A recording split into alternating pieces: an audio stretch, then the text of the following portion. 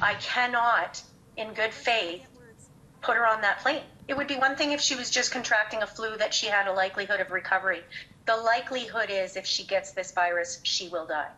Uxia Manso is a 16-year-old student from Spain who's been living with Kimberly Wolf and her family in Windsor and attending grade 11 since September. She's become a beloved member of the Wolf family. She came as part of a charitable international scholarship program funded by the billionaire founder of Zara, Amancio Ortega. There are 600 kids who've been put up in homes across Canada and the U.S. They have now been ordered to go back to Spain. Kimberly and Uxia's own family back in Spain are terrified to send her back to a COVID-19 hotspot because Uxia is a survivor of childhood cancer.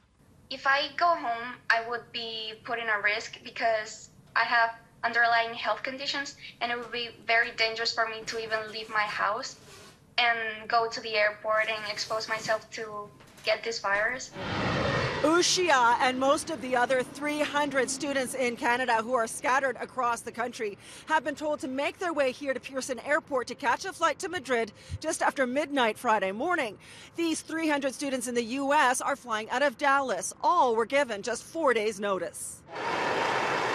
Spain has now surpassed China's death toll from COVID-19 at more than 4,000. Madrid is in permanent lockdown, and Uxia, who lives 600 kilometers outside of the capital, says so far the Ortega Foundation has offered no protective gear for the kids and no way to get them home.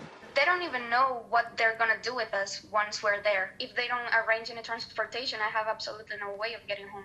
Uxia, with the blessing of her family, has decided she is not getting on that plane. The foundation has not taken kindly to your objections to sending her home. Not at all. Not at all. As a matter of fact, they've used bullying and threat tactics. In fact, Uxia and Kimberly, who is battling cancer herself, sent me some emails from the foundation which state that they are being irresponsible and should be ashamed of themselves for this, quote, nonsense about boycotting the flight. We reached out to the Ortega Foundation but did not hear back from anyone. Their travel insurance doesn't cover pandemics. Uxia is not the only student who would rather stay and who have underlying health issues that make them more vulnerable to the virus. Kimberly says there's no reason for them to go. They all have valid visas until September, and there's been no government directive for them to leave. Kimberly believes the reason for this decision is because of the foundation's liability and insurance concerns. She wants other students in the program to know there are options. There's children that are being put in harm's way, and it's very concerning.